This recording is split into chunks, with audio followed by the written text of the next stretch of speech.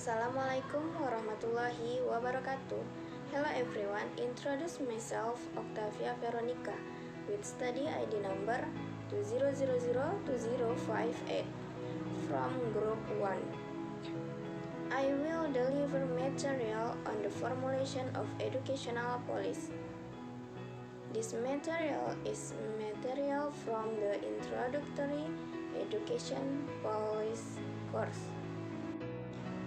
Oke, berbicara mengenai pendidikan, masyarakat tidak akan pernah kehabisan bahan disebabkan banyak hal dalam pendidikan, terutama Indonesia yang mesti diperbaharui, terutama yang berkaitan dengan formulasi kebijakan yang berlaku. Karena masa depan bangsa negeri ini bergantung akan formulasi pendidikan yang berlaku. Permasalahan tersebut selanjutnya dikaji dalam video ini dengan memfokuskan kepada pendalaman makna mengenai definisi formulasi kebijakan pendidikan, faktor yang mempengaruhi formulasi kebijakan pendidikan, hambatan di dalam merumuskan kebijakan, bentuk-bentuk kebijakan pendidikan yang harus dibuat, ciri-ciri kebijakan yang baik dalam pembuatan formulasi kebijakan pendidikan. Nah, kita masuk pada poin yang pertama, yaitu mengenai definisi formulasi kebijakan pendidikan.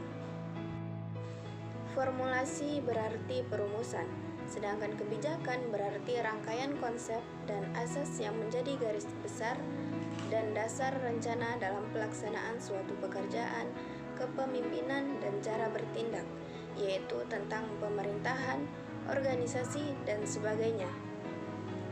Pernyataan cita-cita, tujuan, prinsip, atau makna sebagai garis pedoman untuk manajemen dalam usaha mencapai sasaran. Nah, menurut ahli Carl Friedrich, kebijakan adalah suatu tindakan yang mengarah pada tujuan seseorang, kelompok, atau pemerintah dalam lingkungan tertentu, sehubungan dengan adanya hambatan-hambatan tertentu, serta mencari peluang-peluang untuk mencapai tujuan atau mewujudkan sasaran yang diinginkan.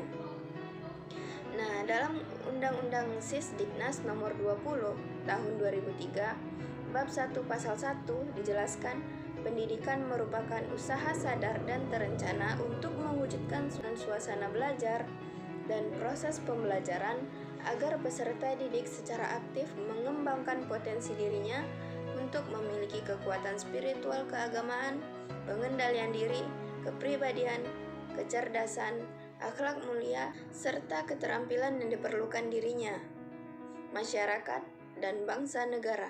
Jadi, definisi formulasi kebijakan pendidikan adalah usaha perumusan berbagai rangkaian konsep dan asas yang menjadi garis besar serta dasar rencana dalam pelaksanaan kegiatan pendidikan, sekaligus sebagai garis pedoman untuk manajemen atau pengelola pendidikan dalam usaha mencapai sasaran atau tujuan pendidikan yang diharapkan.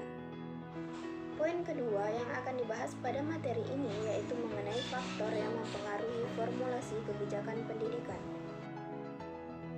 Nah, dalam perumusan formulasi kebijakan pendidikan tentunya tidak ditetapkan begitu saja, melainkan mempertimbangkan banyak faktor dan beberapa kondisi yang harus disesuaikan dengan iklim masyarakat suatu bangsa. Dengan harapan formulasi telah disusun sedemikian rupa dan kompleks tersebut dapat benar-benar berkontribusi dalam mencetak generasi bangsa yang unggul dan mampu bersaing secara global. Adapun faktor-faktor yang mempengaruhi formulasi kebijakan pendidikan adalah sebagai berikut.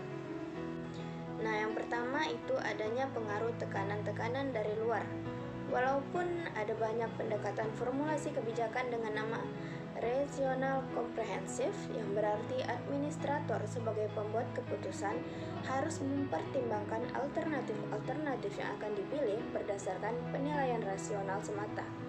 Tetapi proses dan formulasi kebijakan ini tidak dapat dipisahkan dari dunia nyata, sehingga adanya tekanan dari luar ikut berpengaruh terhadap proses formulasi kebijakan.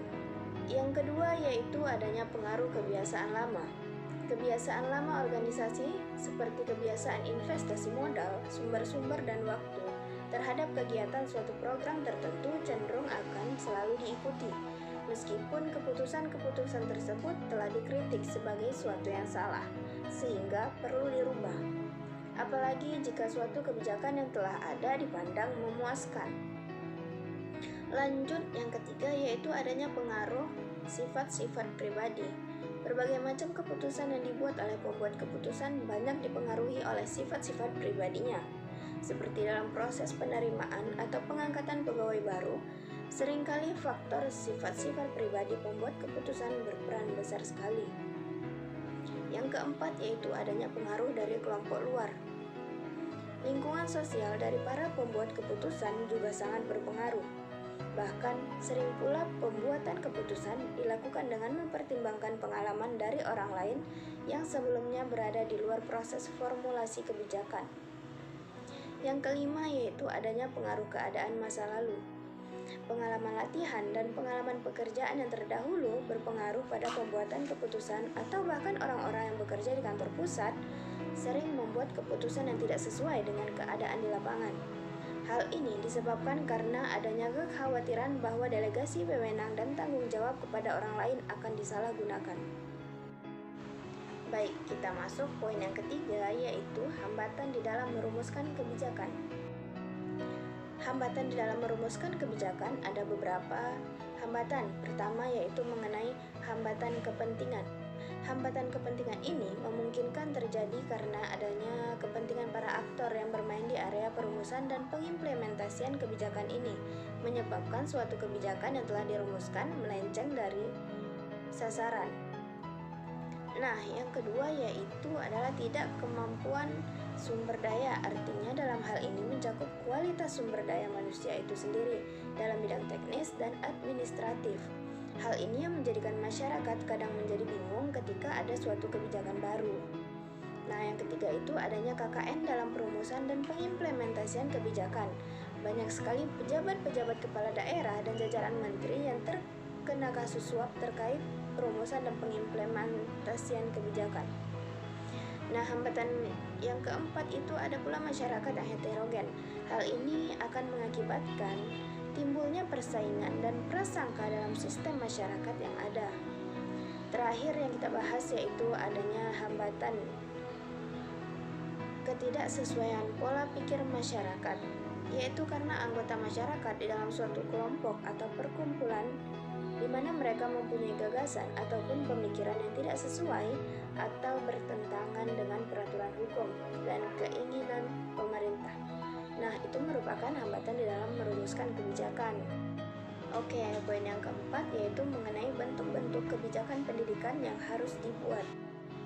Untuk kebijakan pendidikan, nah sejak menduduki kursi kepemerintahan sebagai Menteri Pendidikan Kebudayaan atau Mendikbud, Bapak Nadiem Makarim mulai merancang berbagai gebrakan untuk memajukan dunia pendidikan Indonesia. Ia mencetuskan sistem pendidikan bernama Merdeka Belajar. Hal ini mengacu kepada visi pendidikan Indonesia tahun 2035 yang dirumuskan Kementerian Pendidikan dan Kebudayaan atau biasa disebut dengan Kemendikbud Indonesia, yaitu membangun rakyat Indonesia untuk menjadi pembelajar seumur hidup yang unggul, terus berkembang, sejahtera, dan berakhlak mulia dengan menumbuhkan nilai-nilai budaya Indonesia dan Pancasila. Nah, itu merupakan visi dari pendidikan Indonesia di tahun 2035. Rancangan sistem pendidikan ini terdiri dari berbagai macam strategi yang memasukkan peran seluruh pemangku kepentingan pendidikan untuk menjadi agen perubahan.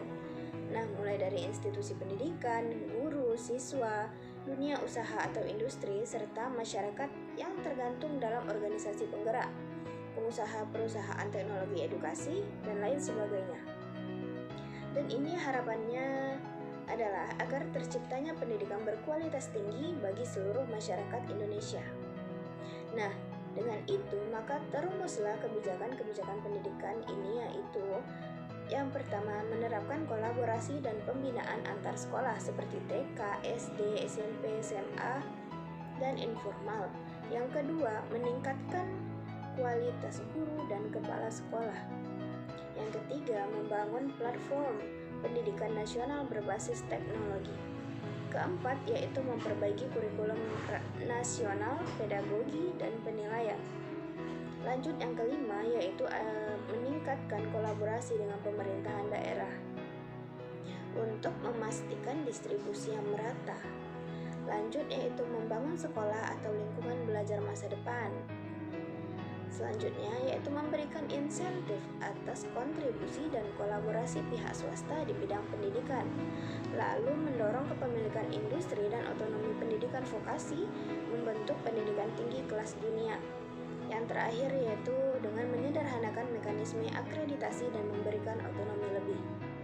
Nah, masuk ke poin yang terakhir nih, kita membahas mengenai ciri-ciri kebijakan yang baik. Nah, kita masuk kepada ciri-ciri kebijakan yang baik. Seperti apa nih ciri-ciri kebijakan yang baik itu? Nah, yang pertama itu setiap kebijakan harus ada tujuan. Yang kedua yaitu suatu kebijakan tidak berdiri sendiri, terpisah dari kebijakan yang lain.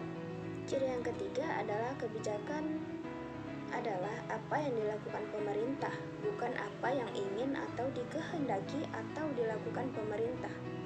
Yang keempat yaitu ada kebijakan dapat berbentuk negatif atau melarang dan juga dapat berupa pengerahan untuk melaksanakan dan menganjurkan. Yang terakhir yaitu ada kebijakan harus berdasarkan hukum sehingga mempunyai kewenangan untuk memaksa masyarakat untuk mengikutinya.